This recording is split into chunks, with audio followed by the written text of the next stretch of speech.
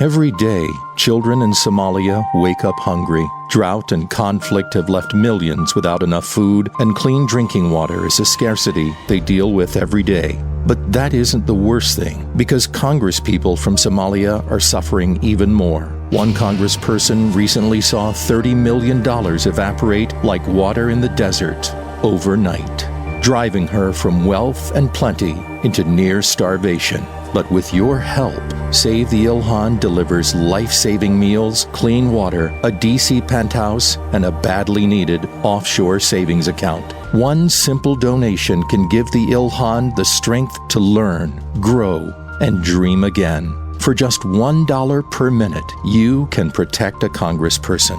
Don't look away. Be the change. Call now or visit SaveTheIlhan.org to sponsor a Somali refugee today.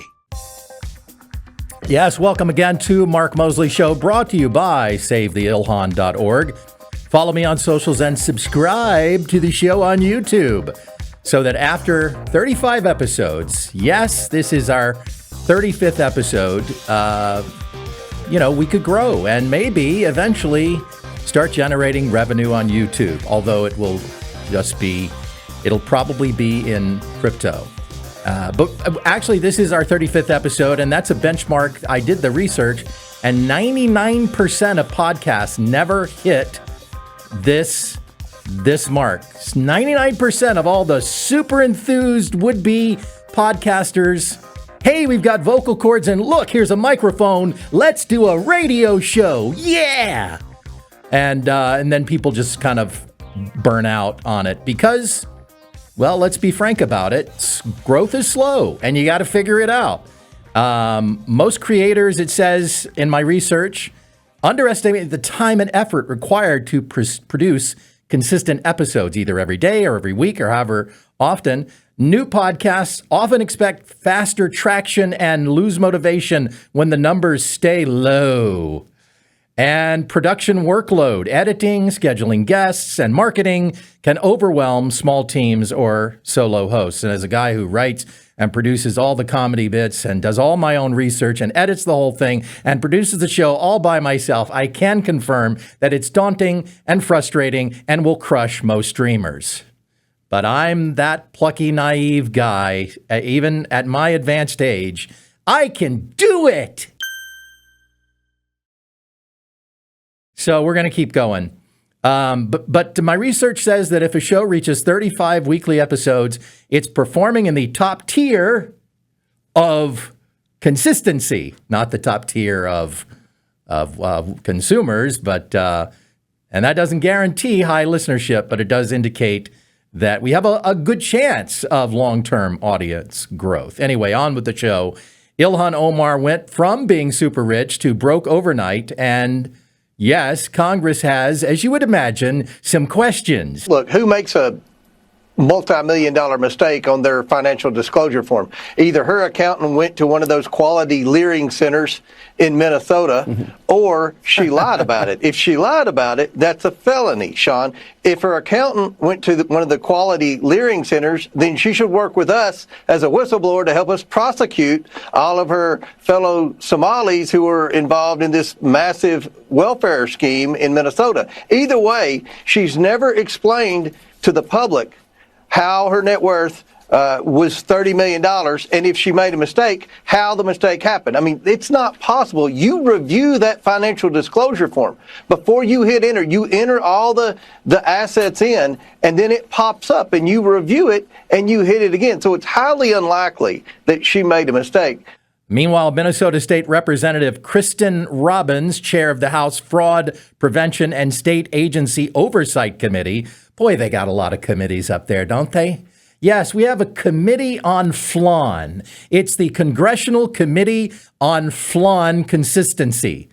And as you know, flan varies widely from place to place. I've had some bad flan in my life. But we're looking into it in Congress. We're looking into flan. We're delving into flan. Everything with flan. They are demanding answers from Ilhan Omar after the Congresswoman ghosted them, skipping a key hearing and ignored multiple invitations to testify. The April 22nd hearing examined Omar's potential connections to Minnesota's massive Feeding Our Future pandemic-era fraud scandal, which involved the theft of hundreds of millions, if not billions, in federal child nutrition funds. Yes, money that was supposed to go to feed the children. Won't you do it for the children? And then they put the money in their pockets. We don't know who they are, but I'm not saying Ilhan Omar did. I'm saying they did. And the money never got to the kids, who I guess just went on starving and died in the streets, and the bodies are stacked up and blood is gushing into the gutters, and won't you do it for the children? Robbins sent a formal letter to Omar on April 22nd expressing disappointment that she did ghost the committee and requesting extensive documentation related to the scandal. Omar, who sponsored the Federal Meals Act in 2020 that loosened oversight on meal programs, look how that worked out, did not respond to voicemails or letters from the committee. Minnesota Attorney General Keith Ellison also declined to appear. Robbins stated that both Omar and Ellison are seen by many Minnesotans as key figures in the largest fraud case in state history, and their refusal to answer questions has frustrated taxpayers who want accountability. Robbins emphasized that the public deserves to know what role, if any, Omar played in the scandal. And of course, Tim Walz, he doesn't know anything either. Massive fraud, billions of dollars.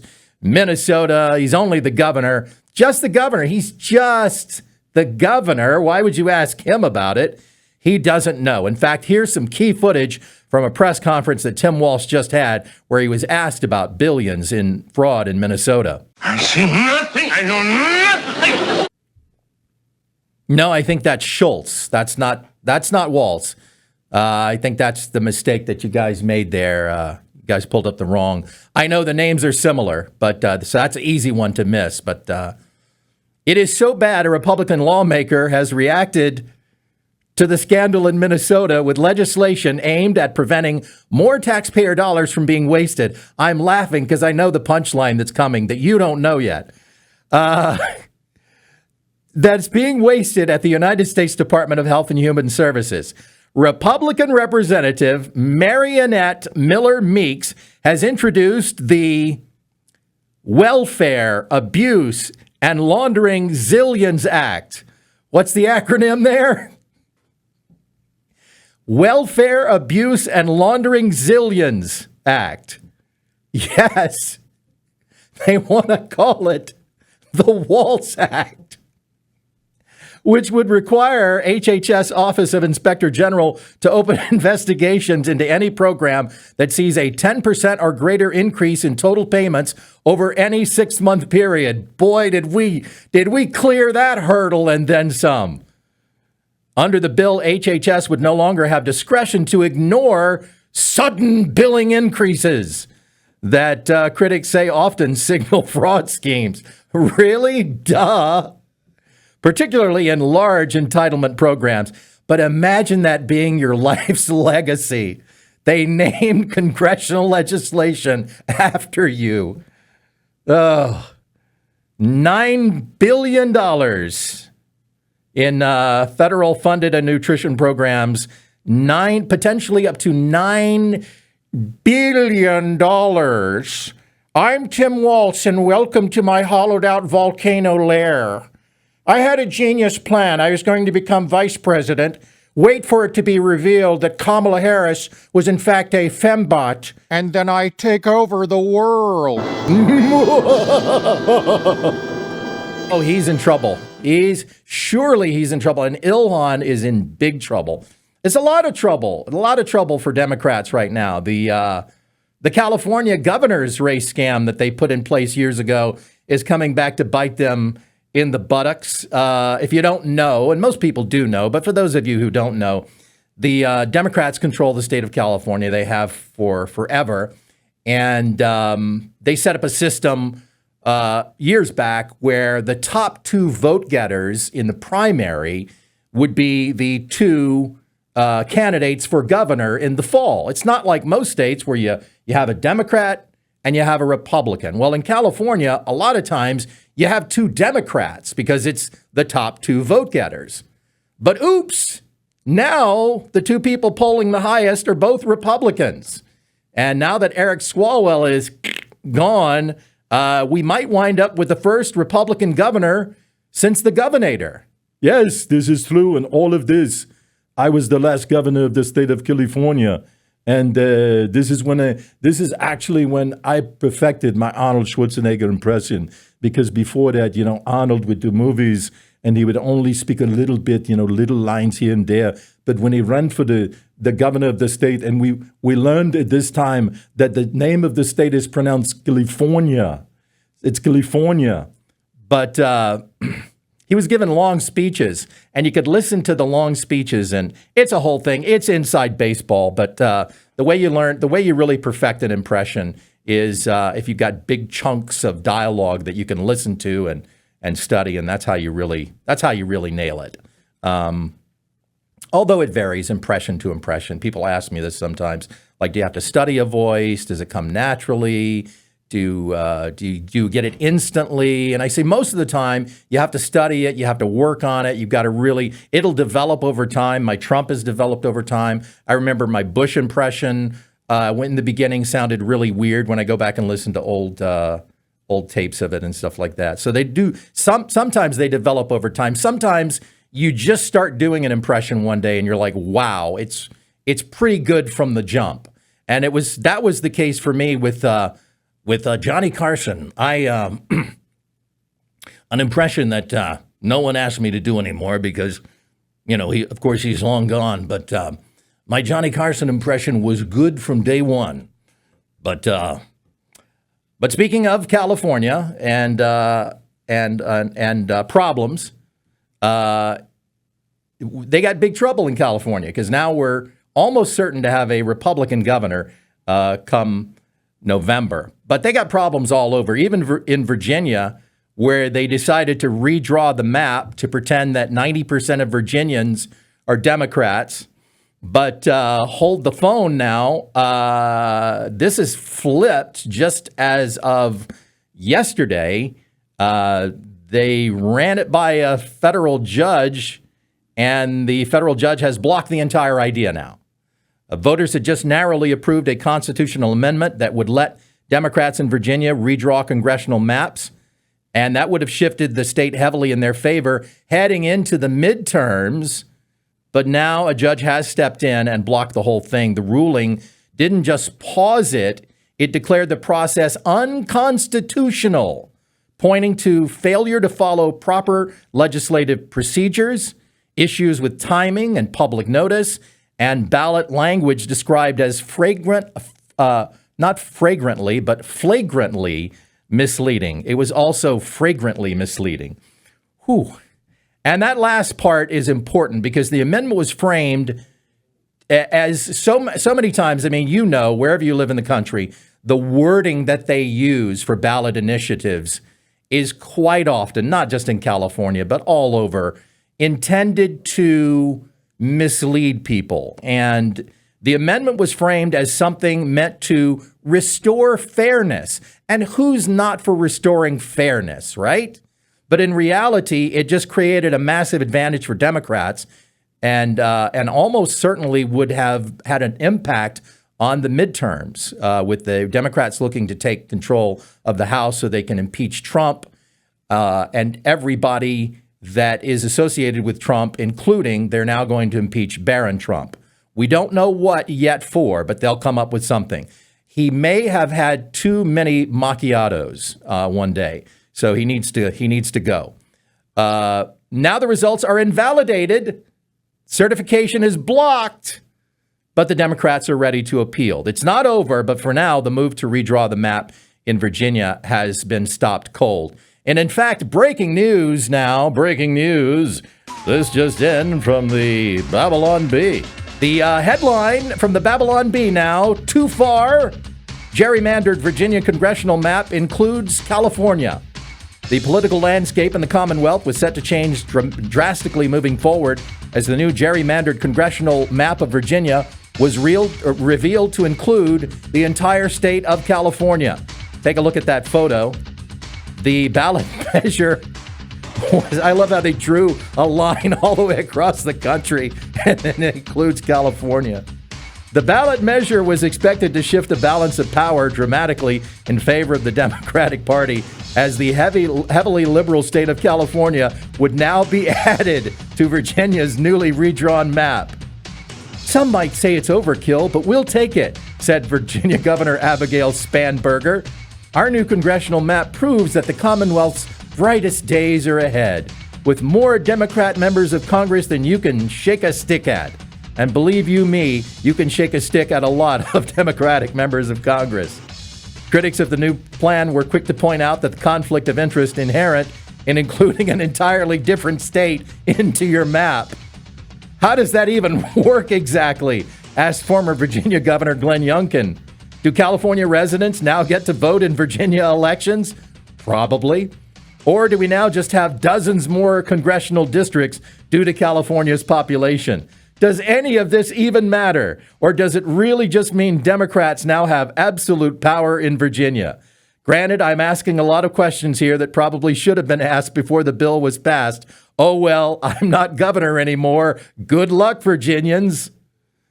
At publishing time, Governor Spanberger had reportedly reached out to California Governor Gavin Newsom for expert advice on how to use her party's total control to most effectively bankrupt her state.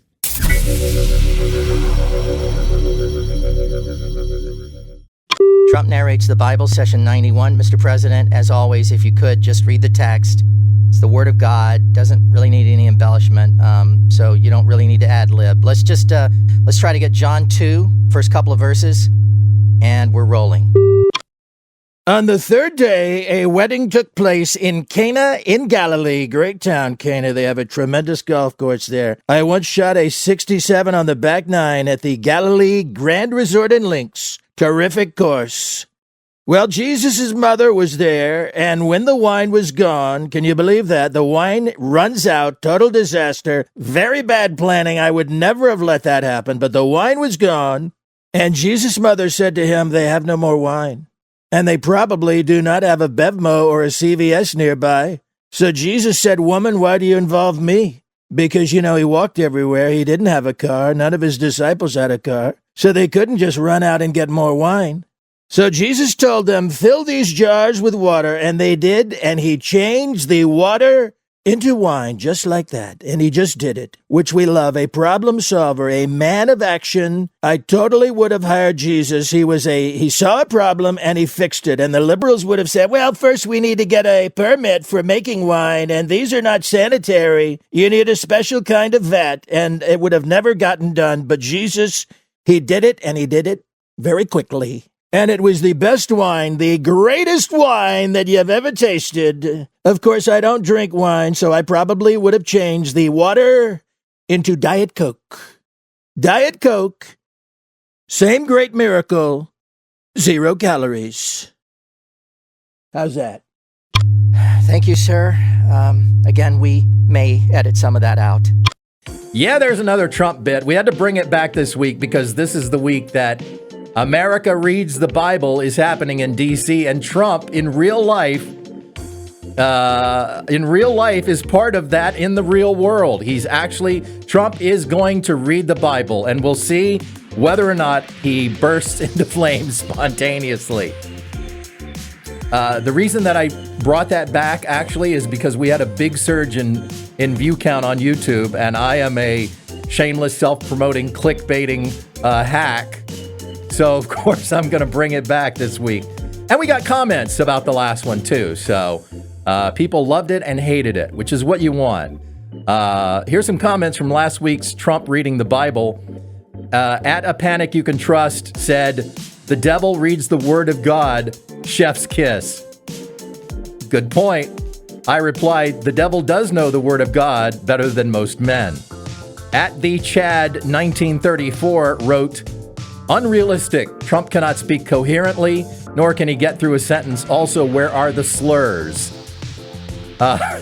At Bella-VT7OL wrote, nailed it, worst president in history, to which I replied, surely you'll agree that James Buchanan was worse. And at NC Nazareth. No, at CR Nazareth. Sorry, I want to get your handle right. Wrote, nice work. Couldn't have done it better. Even Trump will be proud of you. I have no idea whether that's sarcastic or not. You would think a man who trades in sarcasm that my sarcasm detector would be sharp, but I have no idea whether you're actually complimenting me or you're being snarky. You know, somebody asked me the other day, they said, on your podcast, you're supposed to be a conservative, right? I watched your and you voted for Trump, right? Right. Twice, right? No, 3 times. 3 times. Yeah.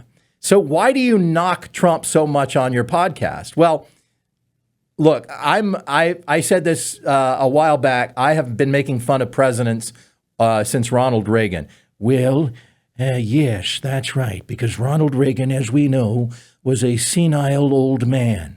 Or at least that was the fun part of it to play. And, you had George Bush the first, who did not like broccoli and talked about no new taxes, and then raised taxes as soon as he got into office. And then along came Bill Clinton, and of course Bill was America's horniest president, and so that was the angle there. And then you had George W. Bush, who was a complete moron, and then you had Barack Obama, who even SNL couldn't figure out how to poke fun at Barack Obama. He was hands off. And then, of course, now we have Trump, and we had Sleepy Joe for 4 years. And I never really bothered to really put a lot of work into the Joe Biden impression, because I was like, no, he's one and done. There's no way. Let this 4 years end quickly. And it did. And now we have Trump again. But Trump again, he's tired Trump. He's a lot less up and down than he used to be. Sometimes we'd be talking about stuff and then we get real excited. He was what I call Nickelodeon Trump, because he was very over the top.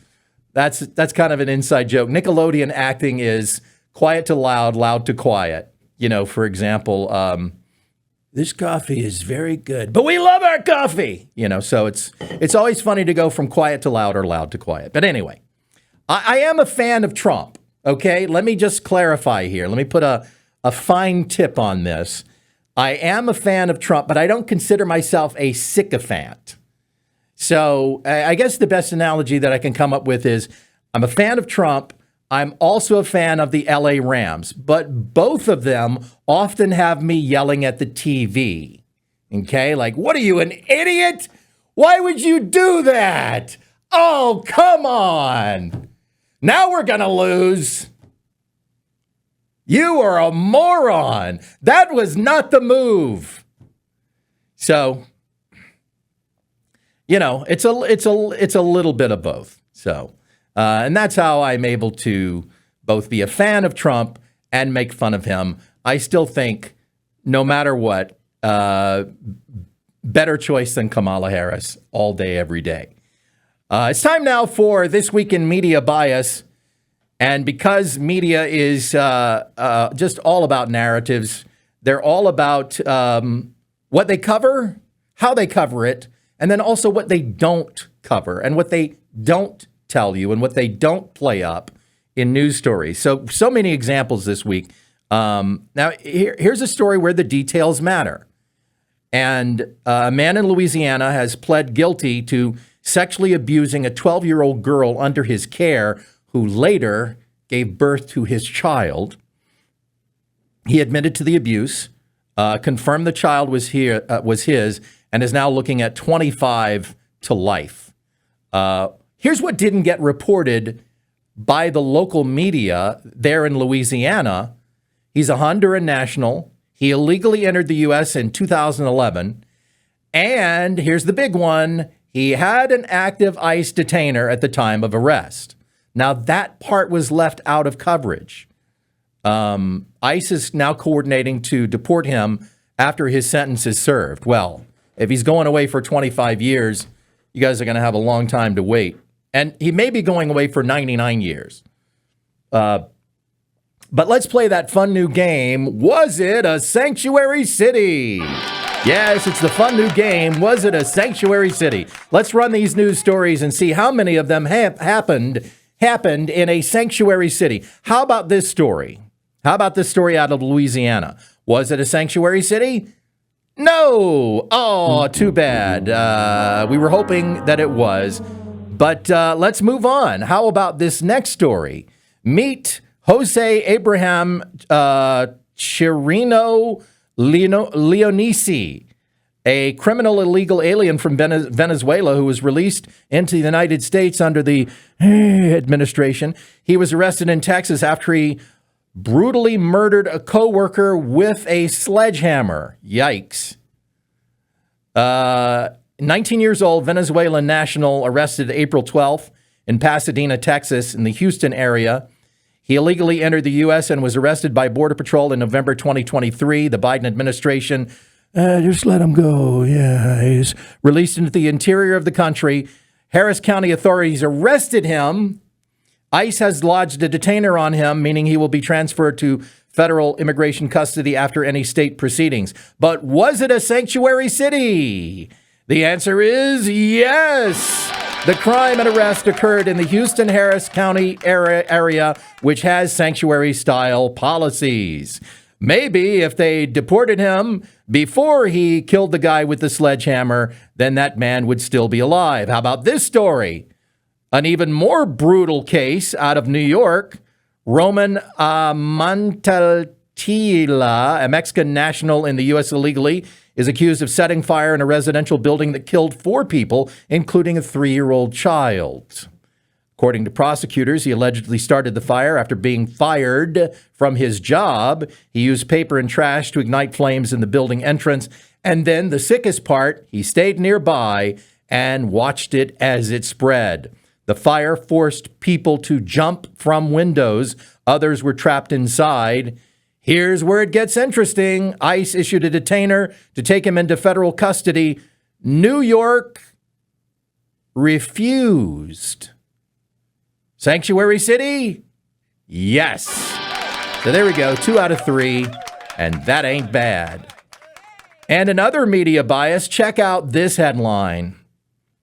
Billionaire Trump hasn't heard of a corner store and laments poorer people don't think in terms of deductions at a tax event. A story from The Independent. Now, here's what's interesting about this one. Is if you're a liberal, you'd read this and you'd make a certain assumption. And most people don't click through to stories. You know, we're all very busy and we're looking at 1,000 things a day. And you really, most of the time, people just read the headline and they believe the headline. The headline infers that Trump doesn't know what a corner store is. But if you actually click through to the article, and again, the media knows that people don't, Trump says, quote, I know what a corner store is, but I've never actually heard it described as a, quote, corner store. And here's what he actually said about the poor and deductions.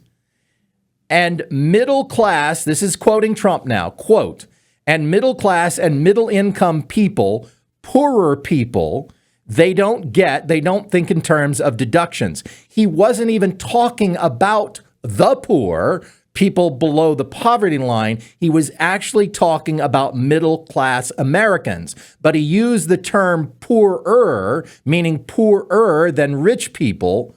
So they used it in the headline to make it look like Trump was making fun of the poor.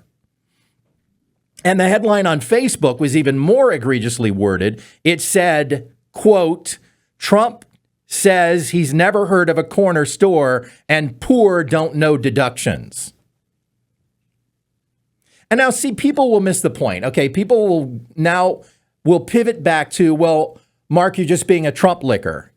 But the point is about how the media manipulates things to A, clickbait, because you got to get those clicks, and B, to knock Trump at every opportunity they get.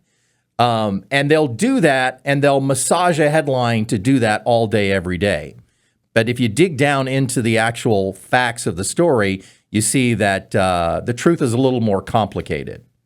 Now, having said that, here I am swinging wildly back to hitting on Trump again. Having said that, we are talking about a man who is not infallible, a man who, according to Dr. Oz, maybe you saw this headline, maybe you didn't, thinks Diet Coke can kill cancer. And now I had to research this one because I was like, surely this is another one of those things where he said something and then they went, oh, Trump said inject bleach into your arm to kill COVID, which he never actually said. But this one is real. According to Dr. Mehmet Oz, Trump thinks Diet Coke can kill cancer. Now, to what degree he thinks that, if it's just one of those things that Trump says, oh, yeah, he's drinking his Diet Coke. Oh, yeah, these kill cancer, That's why I drink them all day, because it kills cancer. Multiple news reports confirm that Dr. Mehmet Oz said Donald Trump claimed Diet Coke, diet soda would kill cancer cells. Robert F. Kennedy Jr. was present during some of these conversations. Dr. Oz stated on Donald Trump Jr.'s podcast that Dad argued diet soda is healthy because it kills grass if you pour it on grass, so therefore it must kill cancer cells inside the body. I don't know how scientific that is. This was obviously said during Oval Office meetings where Trump was seen consuming candy and diet soda, making these claims. Additional reports repeat the same quote and describe Trump as making similar comments about Fanta, calling it fresh squeezed, and claiming it also kills cancer cells. I hope Fanta kills cancer cells because I love me some Fanta orange. Contains no actual orange juice. No, it's actually made, the orange flavor, I looked this up, comes from the citric acid. But then if you go down that rabbit hole and find out how they make citric acid, that is horrifying. So citric acid is made with Aspergillus niger, which is mold. Okay? You take any sugar, like, I don't know, high fructose corn syrup. Yikes. You put it in a large vat. You put in some Aspergillus niger. You let it ferment for about a week inside the tank. The mold consumes the sugar. It produces oxygen. It doesn't produce oxygen, excuse me. Over several days, the mold secretes citric acid into the liquid. The mold is then filtered out, so they say. The liquid is then treated with lime calcium hydroxide to form calcium citrate. The calcium citrate is then treated with sulfuric acid to release pure citric acid. The final product is crystallized and dried into a white powder. It sounds like that would actually cause cancer. I mean, we got mold in there. We got all kinds of chemicals. There's sulfuric acid involved. I don't think I'll ever drink another soda again.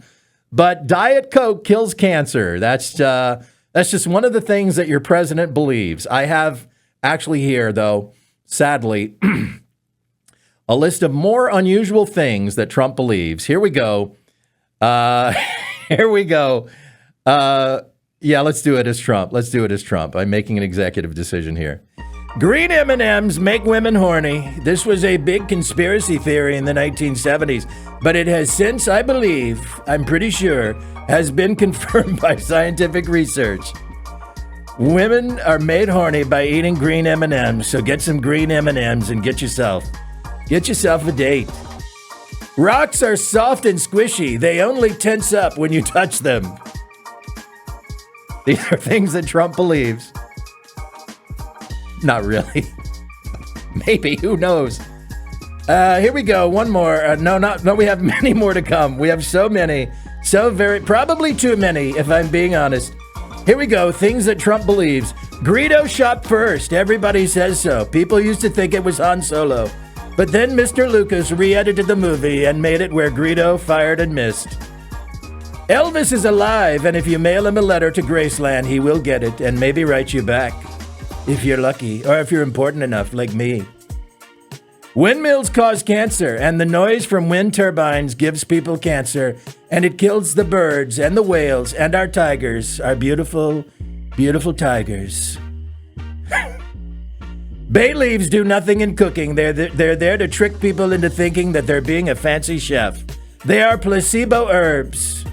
Pineapple on pizza is a government psyop designed to divide society and distract from the real issues, like the fact that contrails are real and they're making everybody crazy. Also 5G. Lint rollers are intentionally made only slightly sticky so they never work as intended, forcing you to buy endless refills from the lint industrial complex. Look out for them. And finally, one more thing Trump believes. And finally, Brondo's got what plants crave. It's got electrolytes. Brondo's got what plants crave. Yeah, it's got electrolytes. What are electrolytes? Do you even know? It's what they use to make Brondo.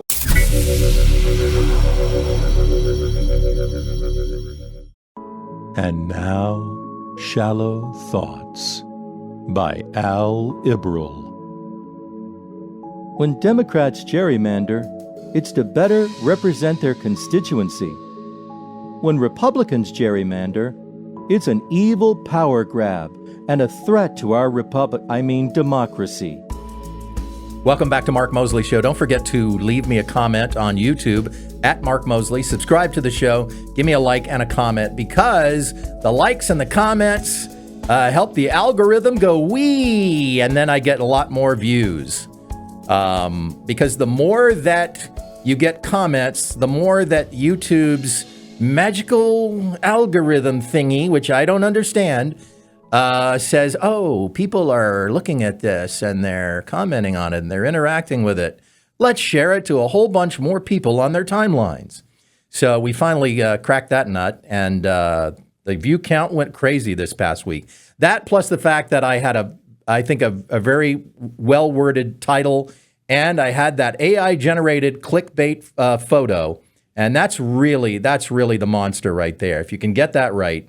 Yes, I use AI, even though AI is the devil. And here comes the headline of the week. And if I'm being completely honest, this is the kind of thing that you look at that and you go, man, I wish I'd thought of that. And it's not too late. I could still do this. So here is what it is. It's another headline. And I actually saw another headline just yesterday. I forgot to save the article. I meant to click through to it, but the headline was basically, use AI to generate thousands of dollars a month while you sleep. And that's what this guy actually did. Check this out. If you are a fan of Emily Hart, I hope you're sitting down, because Emily Hart is not a real person. A stunningly beautiful, of course she would be, right? Who would create an AI ugly girl? Maybe that's my angle. I shouldn't have said it. We'll edit that out, and you'll never see any of this, and I'm going to go create an AI ugly girl and get lots and lots of money. A stunning MAGA influencer named Emily Hart took social media by storm, racking up millions of views with her patriotic posts, posing mostly in bikinis while ice fishing, drinking Coors Light, and firing rifles while delivering hard-hitting conservative messages like Christ is king, abortion is murder, and all illegals must be deported. Oh, you hit them all with that one. Fans loved her Jennifer Lawrence-style looks and her strong pro-life, pro-Second Amendment, anti-woke content. Many never suspected she wasn't a real woman. Behind the viral persona was Sam, a 22-year-old medical student all the way over in India, training to be an orthopedic surgeon. He built Emily using Google's Gemini AI after the tool suggested targeting older conservative American men who he believed had more money and loyalty. So this guy in India spent 30 to 50 minutes a day posting, pretty soon was selling merch based off of her, made thousands of dollars a month, far more than most jobs pay in India, maybe even more than he'd make as a doctor there, by offering paid private AI-generated photos and videos on FanView, where the girl takes her top off. He even used Grok to create the racier images. In the end, Sam came clean, openly calling his MAGA fans super dumb for falling for it so easily, while admitting a liberal version of the influencer flopped because Democrats spotted the AI slop right away. Oh, wow. Okay. Maybe we are the idiots. Instagram eventually banned the account for fraud, and Facebook followed after the story broke. Sam plans to quit now that he's cashed in and he made enough money to fund medical school and his dream of moving to the U.S. See, at the end of the day, bro, where are you trying to get to? So don't even. And here's the kicker. Millions of young and old, lonely conservative dudes who can't find a real woman, especially Gen Z, because they're all liberal wackadoos with, blue hair, are right now going, whatever. A friend of mine joked, she's the 2026 equivalent of the inflatable latex woman. You know she's not real, and you don't even really care. And by the way, she's not the only AI influencer. There was Jessica Foster, an AI-generated leggy blonde Army service member who, if that's your thing, who exploded in popularity by posting patriotic content, including a staged selfie with Trump and Putin. Mia Zelu, a completely fabricated AI influencer, she was presented as a stylish, aspirational young woman. She fooled many users. And Wellness Maddie, an AI persona who racked up hundreds of thousands of followers promoting supplements and wellness products. Creators used automated chats and deceptive health expert backstories to drive sales, turning engagement into direct scams. So there's a lot of dumb folks out there, which makes the perfect pivot now. Let's check out our doofus of the week as we come towards the end of the show here.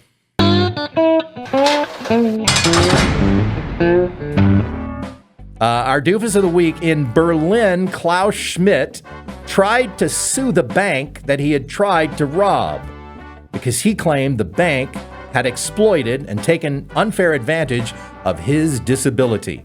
Well, he didn't get very far with the lawsuit, just like he didn't get very far with robbing the bank. Klaus had walked into the bank holding a gun and demanding money, and everything went okay until one of the tellers asked Klaus a question, and his response made her suspect that he had some kind of disability. She responded to his answer by pressing the alarm button, and in no time, police entered the bank, snuck up right behind Klaus, and grabbed him, arresting him without any further drama. What was the question that the teller asked Klaus? She asked him, "Do you need a bag for the money?"